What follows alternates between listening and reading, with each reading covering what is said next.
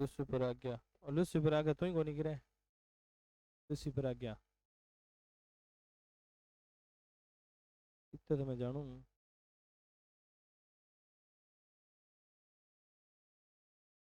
कर they start है। मैं एक ही वेटिंग में हूँ और कोई वेटिंग में को नहीं गए।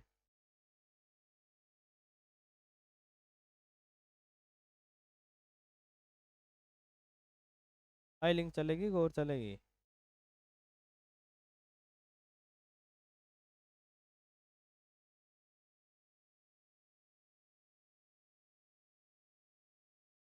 मेरे को तो कौन चली।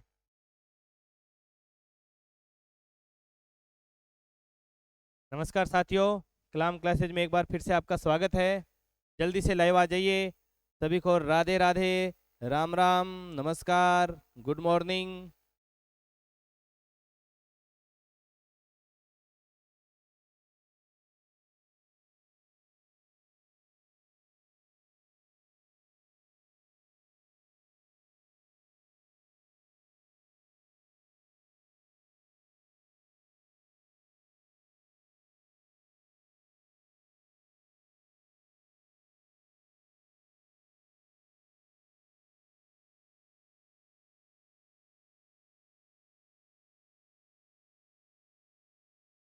चलिए करते हैं स्टार्ट। आज का जो हमारा टॉपिक है, इंडिया ज्योग्राफी कर रहे थे हम पीटीटी के लिए बहुत ही शॉर्ट में। तो उसी शॉर्ट के अंदर हम कर रहे हैं भारत की कृषि। तो देखिए, इंडिया कृषि जो है, भारतीय कृषि की अगर हम बात करें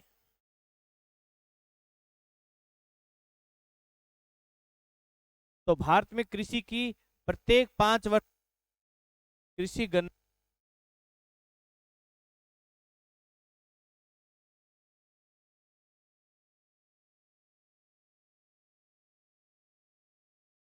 और ये कार्य करता है कृषि एवं सहकारिता। कृषि एवं सहकारिता विभाग द्वारा प्रत्येक 5 वर्ष बाद कृषि गणना का कार्य किया जाता है। प्रथम गणना का कार्य 1970 से 71 में हुई थी। प्रथम कृषि गणना 1970-71 में, जबकि वर्तमान में 2021-22 की 11वीं कृषि गणना 2021-22 में कौन सी क्रम से 11वीं कृषि गणना की गई है। और कृषि महीना जो होता है ये इंपॉर्टेंट है साथियों हमारे लिए।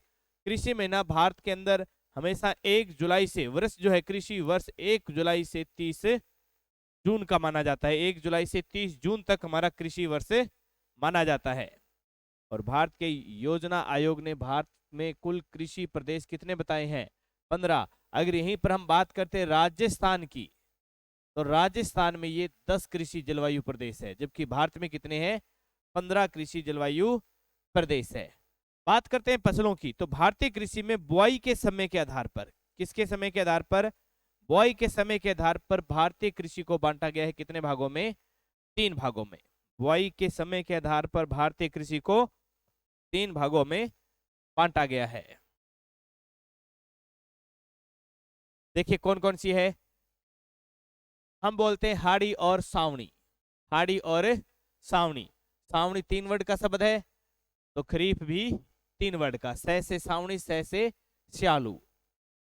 यानी कि जो हमारी सावणी है उसको हम खरीफ या स्यालू के नाम से जानते हैं। ये जुलाई में बोई जाती है और अक्टूबर में काटी जाती है। जुलाई में बोई जाती है और कब काटी जाती है? अक्टूबर में। दक्षिणी पश्चिमी मानसून से इस फसल को लाभ होता है। कौन से मानसून से? दक्षिणी पश्चिमी मानसून से इसको लाभ होता है। खरीफ के समय में पूरे क्षेत्र में लगभग 65% क्षेत्र है ये बोया जाता है। और इसके एग्जाम्पल देखिए कौन कौन से क्षेत्र है। चावल, ज्वार, बाजरा। सबसे ज्यादा यहाँ पर इस समय कौन सा फसल बोई जाती है? बाजरे की फसल सबसे ज्यादा बोई जाती है। मक्का है, अरंडी, तंबाकू, तिल, मूंगफली, कपास, जूट, पटसन, रागी, उड़द, खीरा, अरहर, मूंग, गन्ना, सोयाबीन, गवार आदि इस समय बोया जाता है। फिर हम बात करते हैं रबी या उनालू की। रबी या उनालू की। तो रबी या उनालू जो होती है, रबी उनालू, या हम जिसे हम बोलते हैं सामान्य भाषा में क्या? हाड़ी। क्या बोलते हैं सामान्य भाषा में? हाड़ी। ये अक्टूबर में बोई जाती है और अप्रैल में काटी जाती है। भूमध्य सागरीय चक्रवात। कौन से? भूमध्य सागरीय चक्रवातों से इसको सर्वाधिक फायदा मिलता है। इसको किससे मिल रहा था? दक्षिणी पश्चिमी मानसून से। दक्षिणी पश्चिमी मानसून रबी के लिए उपयोगी है, तो भूमध्य सागरीय चक्रवात किसके लिए? खरीफ के लिए। ये भूमध्य सागरीय चक्रवात रबी के लिए है, दक्षिणी पश्चिमी मानसून खरीफ के लिए उपयोगी था। इसके बाद रबी जो है ये इस समय टोटल क्षेत्रफल का कितना? 35% क्षेत्र बोया जाता है। इसमें प्रमुख फसल कौन सी है? गेहूं, जौ, चना, मटर, सरसों, तारामीरा, अलसी, अफीम, प्याज, जीरा, सौंफ, इसबगोल, धनिया, आलू, मसूर, राई, ये सारे इसी समय। इसके पौधे लंबे समय तक रखने पड़ते हैं, इसलिए इसको बोला जाता है long day plant. Long day plant के नाम से जाना जाता है इन्हें।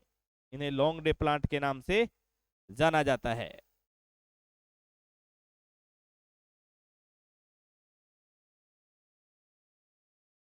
गुड मॉर्निंग सर, बुढ़ाने जी सर, गुड मॉर्निंग आपको। चलिए इसके बाद आगे चलते हैं। तो तीसरी आती है जायद, जिसे हम बोलते हैं गर्मा।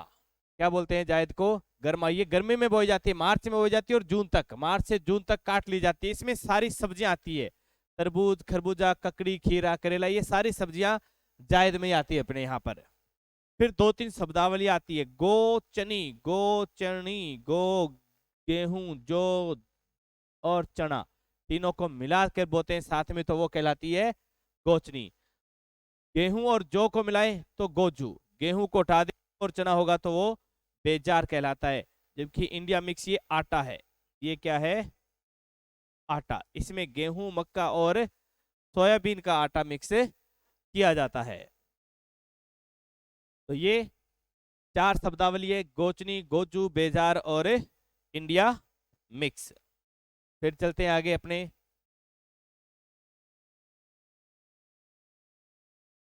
भारत की सिंचाई व्यवस्था को हम बात करते हैं।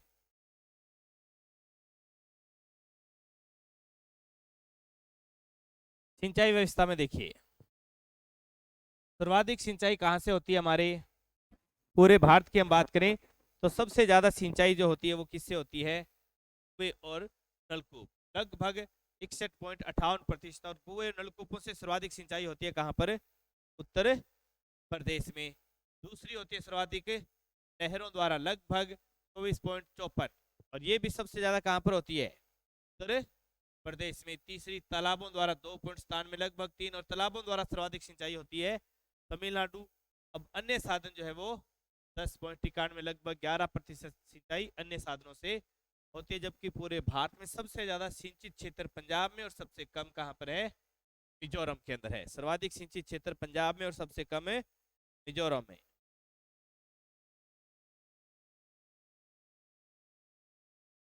कुछ कृषि की विधियों के बारे में बात करते हैं। यहां से क्वेश्चन आता है एग्जाम में, पीछे कई बार आ चुका है।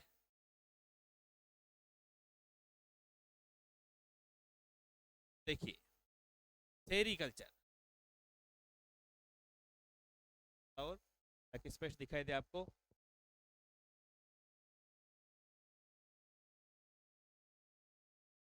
सेरिकल्चर में शेर नहीं, रेशम के कीट पाले जाते हैं। सेरिकल्चर में शेर नहीं पाले जाते, क्या पाले जाते हैं? रेशम के कीट। एपी में मधुमक्खी पालन, एपी फार्म देखे होंगे आपने, मधुमक्खियों वाले आते हैं, एपी फार्म लिखा होता है। पीसी में, पीसी कल्चर में मत्स्य। फ्लोरी में फूल पाए जाते हैं। विट्टी, विट्टी में, विट्टी यानी कि बाटी में अंगूरों को धोकर खाना चाहिए। विट्टी में अंगूरों की खेती की जाती है। वर्मी कर्मी होता है, वर्मी कर्मी। वर्मी में किसका पालन होता है? केंचुए का पालन किया जाता है। ओलेरिकल्चर में किसका उत्पादन होता है? सब्जियों का। और हॉर्टिकल्चर हम जानते ही हैं, हॉर्टिकल्चर हम जानते हैं, हॉर्टिकल्चर में क्या होता है? बागवानी। हॉर्टिकल्चर में बागवानी की जाती है। एरोपोटिक हवा में पौधे उगाना, जबकि हाइड्रोपोनिक्स जल में पौधे। पॉलीकल्चर एक स्थान पर एक साथ एक से अधिक फसल बोना क्या कहलाता है? पॉलीकल्चर। एग्रीकल्चर में समुद्री जीवों का है। ओलिवरीकल्चर है जैतून की कृषि। ओलिवरी जैतून, जैतून का जो जैतून फार्म लगाया गया है वो लगाया गया है यहाँ पर राजस्थान के अंदर। भारत का पहला व एकमात्र जैतून फार्म लगाया गया राजस्थान के लूणकरणसर में। लूणकरणसर कहां पर है? बीकानेर में। भारत का पहला जैतून फार्म है। यहां से जो जैतून का तेल जो मिलता है वो मिलता है राज ओलिव ऑयल के नाम से। राज ओलिव ऑयल, राज ओलिव ऑयल ब्रांड के नाम से मिलता है यहां से जैतून का तेल जो है वो।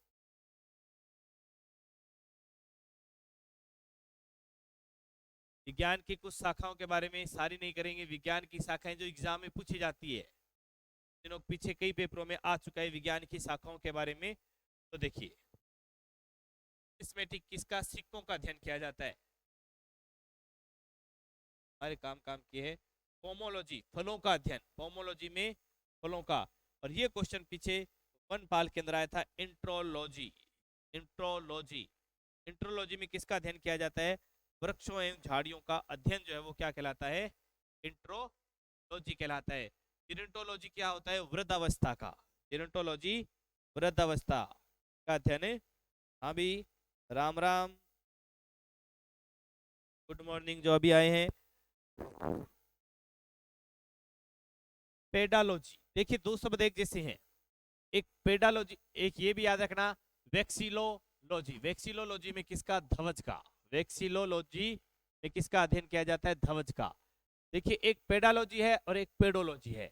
पेडालॉजी होता है अध्ययन कला का अध्ययन करना। पेडालॉजी अध्ययन कला का अध्ययन करना, जबकि पेडोलॉजी होता है मिट्टी का अध्ययन। ऑप्टिकल्स प्रकाश का है। इपिग्राफी शिलालेखों का। क्रायोजेनिक, ये कई बार आ सकता है। क्रायोजेनिक निम्न ताप पर वस्तुओं के गुणों का अध्ययन करना। और निम्न ताप कितना? -150 डिग्री पर। -150 डिग्री पर जो इंजन चलते हैं उन्हें बोला जाता है क्रायोजेनिक इंजन।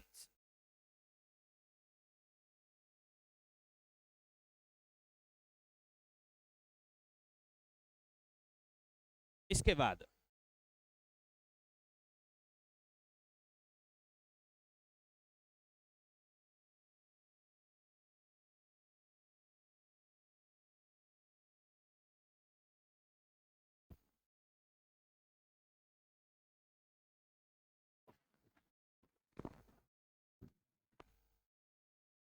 विभिन्न कृषि क्रांतियां। विभिन्न कृषि क्रांतियां, ये हमारे लिए इंपॉर्टेंट है। यहां से क्वेश्चन एग्जाम में पूछा ही पूछा जाता है।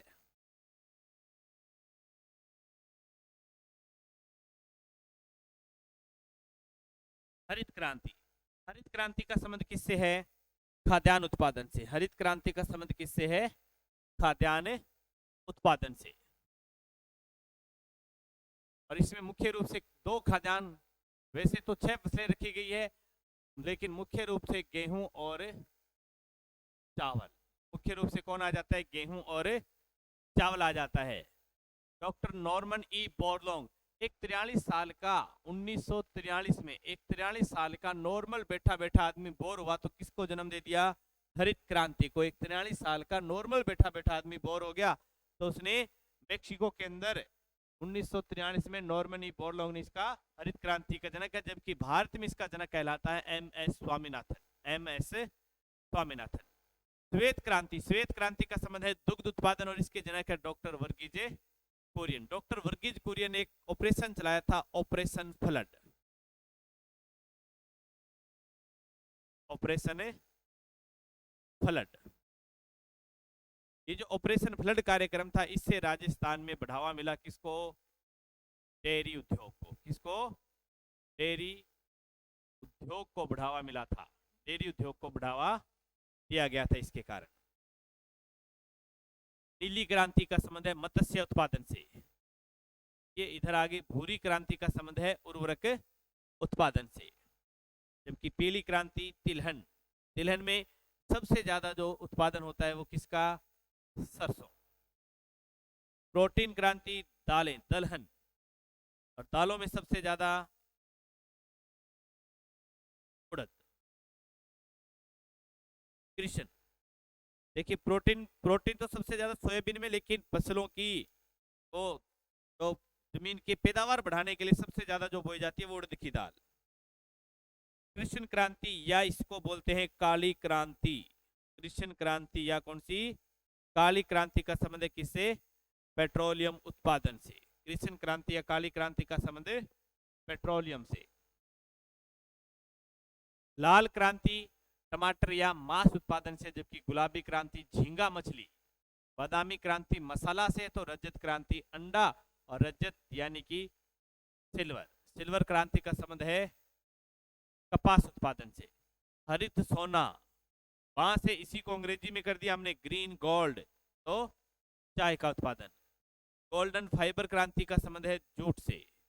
सुनहरी क्रांति है वो बागवानी, शहद और फल फूल इनसे संबंधित है। सुनहरी क्रांति का संबंध बागवानी से है। चलिए नेक्स्ट देखते हैं हम। इसके बाद कुछ क्रांतियां और आ जाती है अपनी।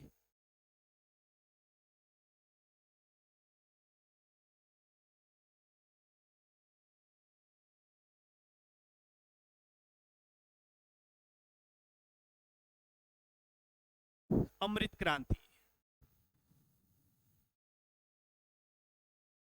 देखिए अमृत क्रांति जो है नदी जोड़ो अभियान से संबंधित है। किससे संबंधित है? नदी जोड़ो। और इस अमृत क्रांति के तहत भारत में जोड़ी गई पहली जो नदी है वो है बेतवा और केन।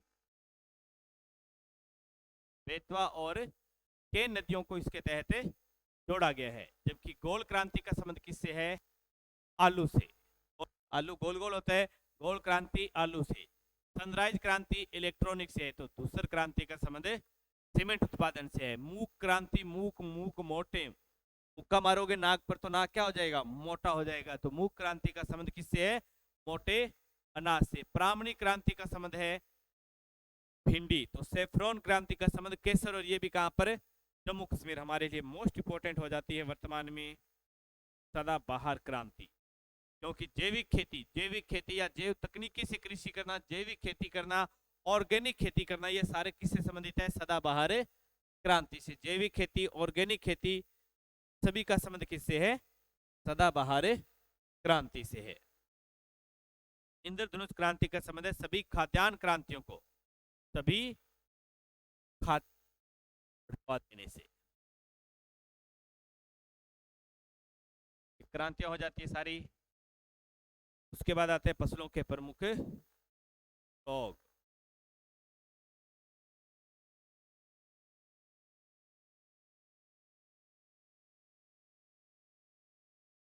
देखिए तंबाकू का रोग कहा जाता है मोजेक रोग। आलू में पत्ती मुड़न रोग। कपास में जीवाणु अंगमारी या ब्लैक कारम रोग। चावड़ा, देखिए रोग, काला स्तंभ कीट रोग, बाली शुक्र रोग, हरी बाली रोग, ये रोग होते हैं गेहूं के। मक्का क्या, देखिए मक्का में ब्राउन सफ्ट हो गया, ज्वार में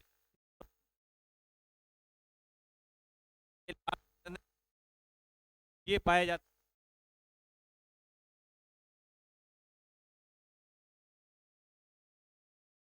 कारण इसमें रोग हो जाता है। जबकि सरसों में सफेद कीट रोग और तना गलन रोग, जबकि मूंग में हाथ मौत लट रोग, ये प्रमुख रोग थे फसलों के।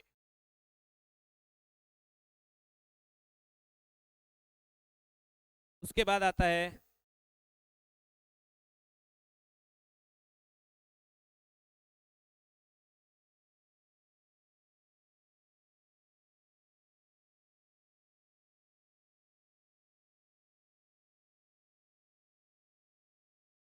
स्थान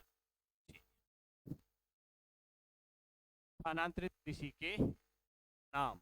देखिए मध्य प्रदेश के बुंदेलखंड क्षेत्र में इसे स्थानांतरित कृषि को कहते हैं बेवार। जबकि छत्तीसगढ़ का जो बस्तर जिला है वहां पर इसे दहिया या दप्पा के नाम से ना बोलते हैं। पूर्वी राजस्थान के तो नाम लिख देता हूं आपको।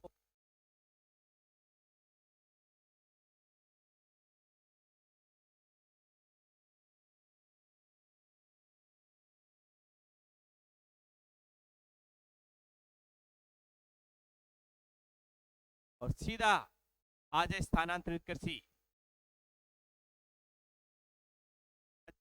की मात्रा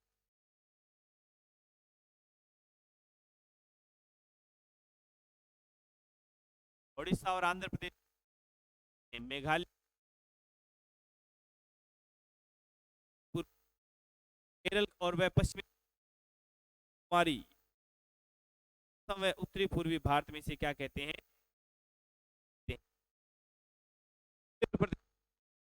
पीछे आए थे 2-4 बार, तो लद्दाख, इंडोनेशिया, मलेशिया में, अमेरिका,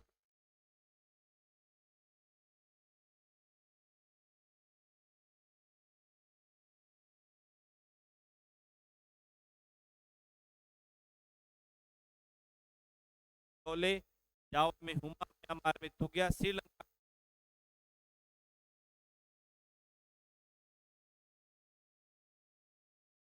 से जाना जाता है।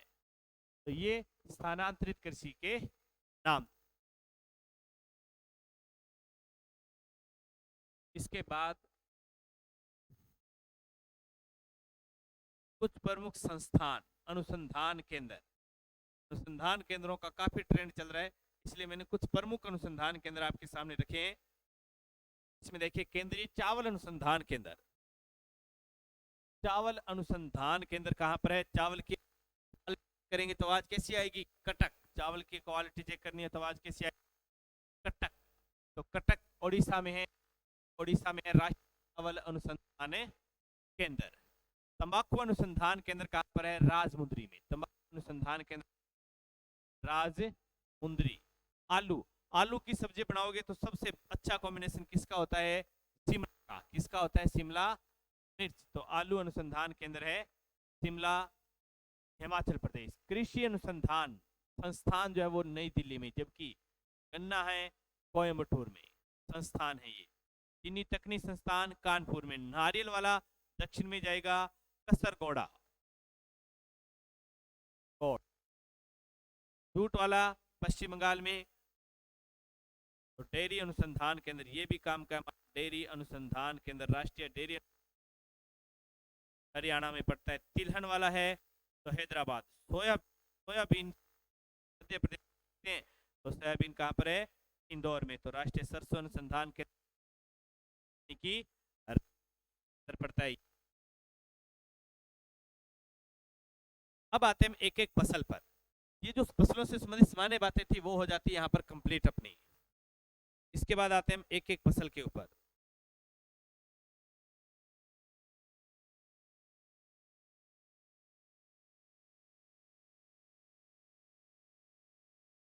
एक एक फसल को देखते हैं हम। भारत की प्रमुख फसलों में सबसे पहले आती है गेहूं।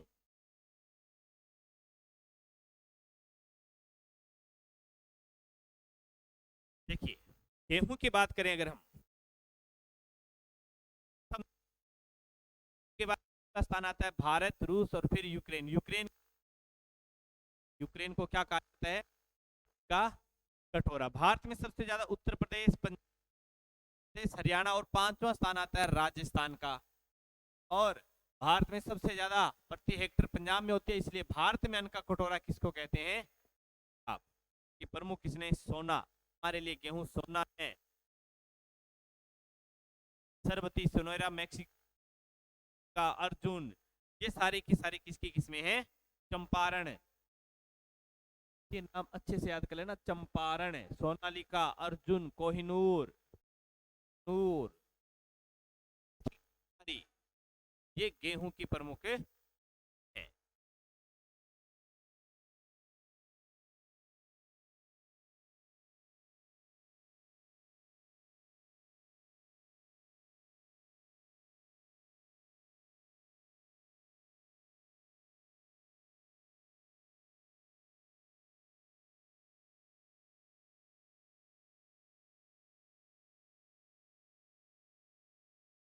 फिर आते हैं हम चावल पर। चावल वाला मुख्य है, विश्व में पहला चावल। भारत की टोटल 23% है। गेहूं जो है ये टोटल भारत के अंदर 15% कृषि योग्य क्षेत्र के 15% क्षेत्रफल पर बोई जाती है भारत के, जबकि गेहूं 24% भाग पर, ये चावल 24% भाग पर बोया जाता है। पहला चीन और दूसरा भारत। भारत में चावल सर्वाधिक पश्चिम बंगाल, उत्तर प्रदेश, छत्तीसगढ़ में प्रति हेक्टेयर उत्पादन अधिक होता है। फिर आती है चावल की प्रमुख किस्में, चंबल, रत्ना, जया, परमल, बासमती। परमल, बासमती और मोस्ट इंपोर्टेंट है माही सुगंधा। माही सुगंधा ये कृषि अनुसंधान केंद्र बांसवाड़ा द्वारा विकसित किया गया है। चावल को देखिए उष्णकटिबंधीय पौधा है, उष्णकटिबंधीय क्षेत्रों में इंडिका कहते हैं, जबकि उपोष्ण कटिबंधीय क्षेत्रों में इसे जायोनिका के नाम से जाना जाता है। भारत राजस्थान में पानी की कमी के कारण, राजस्थान की बात कर रहा हूं मैं, राजस्थान, अगर राजस्थान में इसको बोना होगा तो कौन सी पत्ती से बोएंगे हम? में चावल जो बोया जाता है वो कौन सी पत्ती से? जापानी पत्ती से। चावल की 3 फसलें बोई जाती है। देखिए, एक बधई या बोरो फसल ग्रीष्म काल में जो होती है, शीतकाल में जो होती है उसे कार्तिकी या अमन कहा जाता है, जबकि शरदकालीन जो फसल होती है उसे अगहिन या औस कहते हैं। तो चावल की ये 3 किस्में हैं। Sanjeev Kumar ji good morning, online GK class good morning. आवाज आ रही है क्या?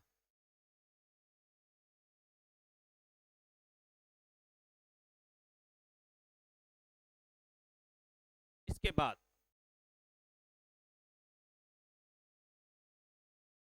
गेहूं चावल के बाद आ जाता है मक्का।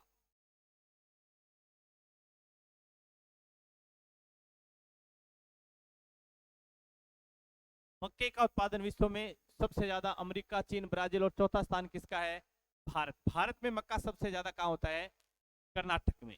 मक्के की किस्म 2 किस्में याद रखनी है, एक तो माही धवल और एक माही कंचन। माही कंचन और माही धवल, क्योंकि ये दोनों किस्में किसके द्वारा?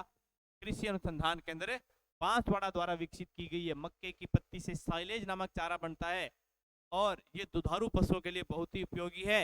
मक्के की फसल 110 दिन में, मात्र 110 दिन में पककर तैयार हो जाती है। मक्के को कहा जाता है अनाजों की रानी। मक्के को अनाजों की रानी के नाम से जाना जाता है। इसके बाद आता है ज्वार। ज्वार या सोरगम। ज्वार या सोरगम, तो देखिए ज्वार या सोरगम जो है विश्व में और अमेरिका, भारत में सबसे ज्यादा महाराष्ट्र, कर्नाटक में। ज्वार जो है इसे ज्वार कहते हैं, सोरगम कहते हैं, इसे गरीब की रोटी कहा जाता है। गरीब की रोटी कहा जाता है इसे। क्रॉप केमल, क्रॉप केमल या केमल पहले भी आ सकता है, केमल क्रॉप, क्रॉप केमल या केमल क्रॉप के नाम से भी इसे जाना जाता है, क्योंकि ये सर्वाधिक सूखा सहनशील पौधे। इसे ग्लूटेन फ्री अनाज कहा जाता है। सेलियल नामक बीमारी इसको नुकसान पहुंचाती है। नेक्स्ट बाजरा।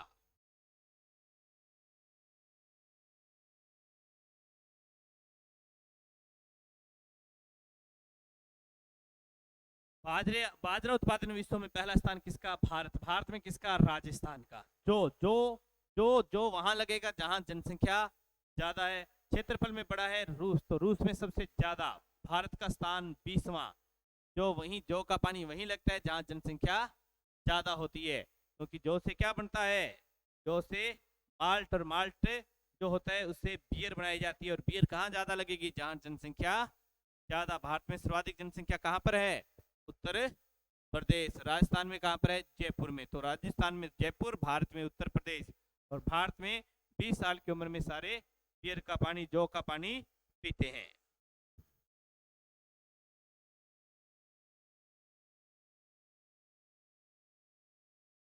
इसके बाद आती है कपास।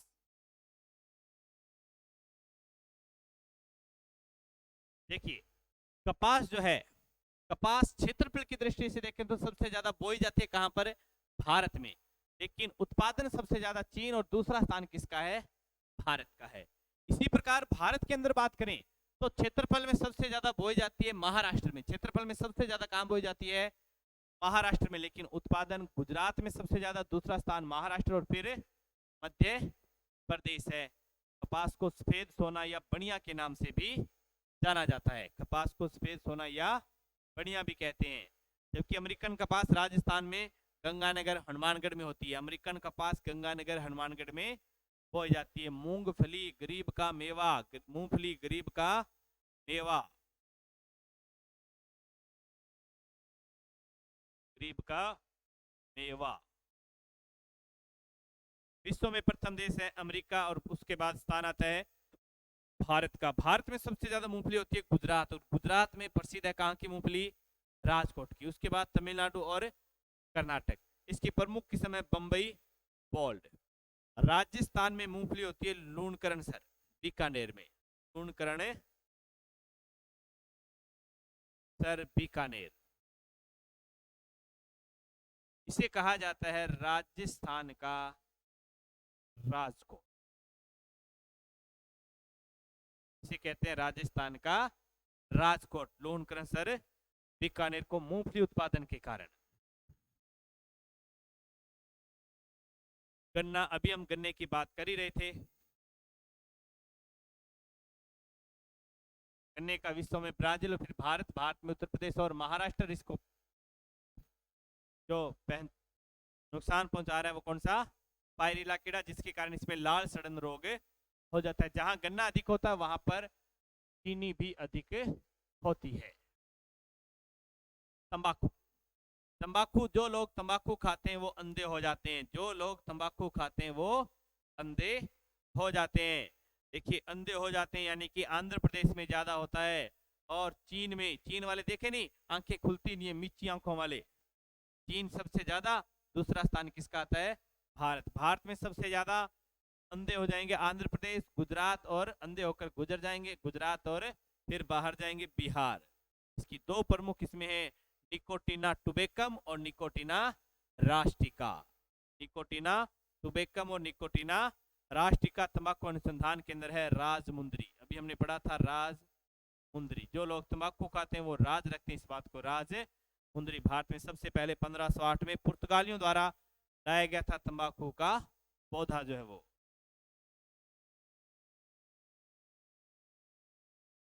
फिर आती है चाय और कॉफी।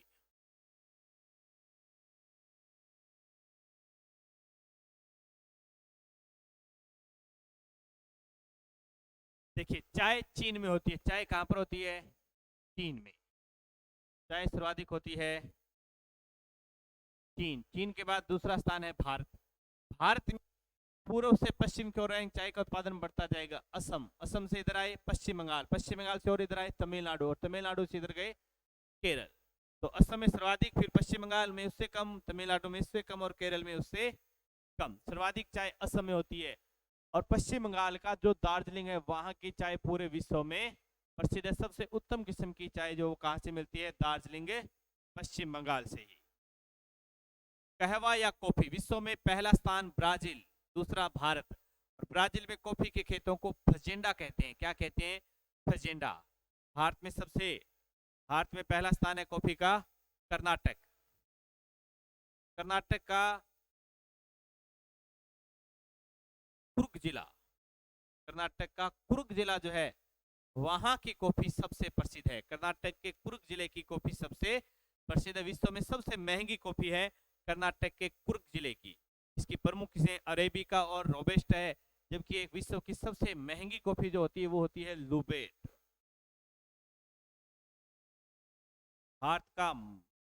भारतीय कौवे को मधुर कौवा भी कहा जाता है।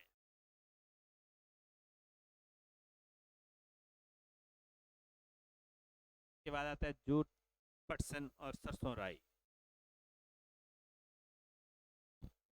जूट में सबसे ज्यादा बांग्लादेश, और फिर आता है भारत का स्थान। भारत में वहीं पर उसके पास पास ही पश्चिम बंगाल, बिहार और असम, यानी कि वही क्षेत्र भारत में सबसे ज्यादा जूट का उत्पादन करता है। जूट को सुनहरा रेशा कहते हैं, और पर्यावरण का मित्र फसल जो है वो कौन सी है? जूट है। इस लाइन को अंडरलाइन कर लेना, ये क्वेश्चन एग्जाम में पूछा जाने वाला है। पर्यावरण की मित्र फसल किसको कहा जाता है? तो किसको कहते हैं? जूट को।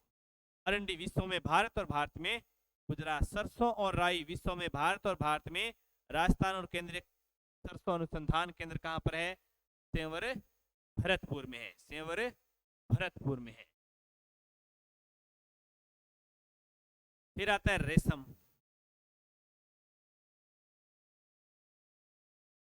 रेशम जो है, रेशम चीन और भारत, भारत में सबसे ज्यादा कर्नाटक। खास बात है, भारत में विश्व में 4 अरी, तसर, मूंगा और सहतूती, चारों किस्म का रेशम भारत के अंदर प्राप्त होता है। और विश्व में कहीं पर भी चारों किस्म का रेशम प्राप्त नहीं होता, क्योंकि मूंगा जो है, मूंगा किस्म पर भारत का क्या है, एकाधिकार है। मूंगे किस्म के रेशम पर भारत का एकाधिकार है। रबर, रबर विश्व में प्रथम देश। देखिए, रबर एक प्राकृतिक होता है, एक कृत्रिम। प्राकृतिक में थाईलैंड, इंडोनेशिया का स्थान है, तो कृत्रिम में मलेशिया का है। भारत में सबसे ज्यादा केरल और तमिलनाडु में होता है, जबकि इसका जन्म स्थान कहां पर है, ब्राजील में है। जन्म स्थान कहां पर है इसका, ब्राजील। फिर आता है ग्वार।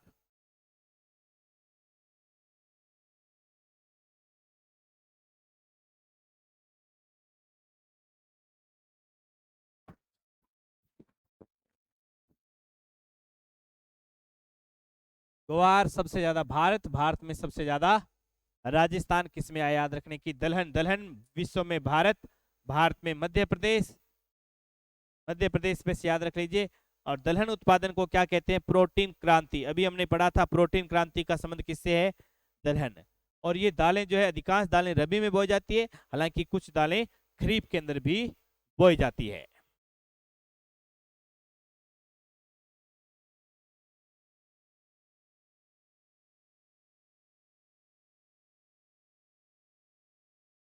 बात करते हैं सोयाबीन। सोयाबीन चीन, अमेरिका, भारत में सोयाबीन मध्य प्रदेश। इसी कारण मध्य प्रदेश को बोला जाता है भारत का सोया प्रदेश। मध्य प्रदेश को क्या बोलते हैं, भारत का सोया प्रदेश। जबकि राजस्थान का सोया प्रदेश कहा जाता है बारां को।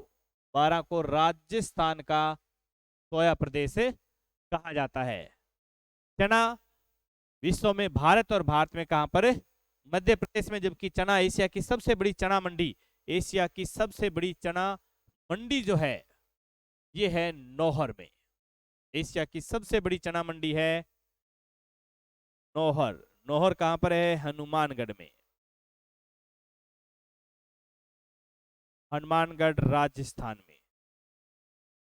तिल, तिल म्यांमार, और म्यांमार के बाद भारत का स्थान आता है दूसरा। और भारत में सबसे ज्यादा तिल कहां पर है, पश्चिम बंगाल में। फिर आ जाती है मोस्ट इंपोर्टेंट हमारे जैविक खेती, जिसको बोलते हैं ऑर्गेनिक खेती। जैविक खेती या ऑर्गेनिक खेती। ऐसी खेती करने वाला भारत का पहला राज्य, पूर्णतः जैविक खेती करने वाला भारत का पहला राज्य कौन सा है, सिक्किम। बात करते हैं जैविक खेती करने वाला राजस्थान का प्रथम जिला। जैविक खेती करने वाला राजस्थान का प्रथम जिला।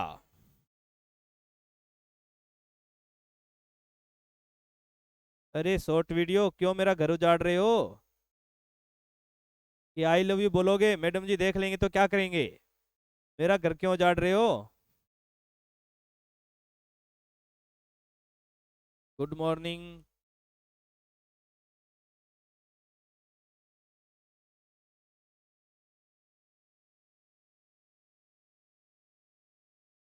ये क्वेश्चन का आंसर बता दीजिए, short video. I love you का जवाब बाद में मिल जाएगा। राजस्थान में पूर्णतः जैविक खेती करने वाला जिला कौन सा है,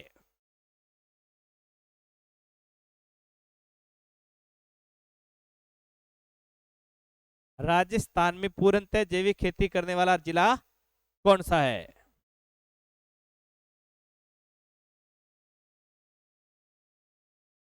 चलिए, नहीं पता तो मैं बता देता हूं। राजस्थान में पूर्णतः जैविक खेती करने वाला जिला जो है, वो है डूंगरपुर। तो इसी के साथ हमारा एक टॉपिक कंप्लीट होता है, कृषि वाला। तो बाकी जो टॉपिक रहेंगे हम कोशिश करेंगे शाम को 8 बजे की क्लास रहेगी अपनी, 8 या 9 बजे क्लास रहेगी, जिसमें हम बाकी जो टॉपिक रहेंगे उनको हम कंप्लीट कर लेंगे। ठीक है साथियों, धन्यवाद। मिलते हैं शाम को। जो टॉपिक रहेंगे इंडिया ज्योग्राफी के सारे कंप्लीट करेंगे आज।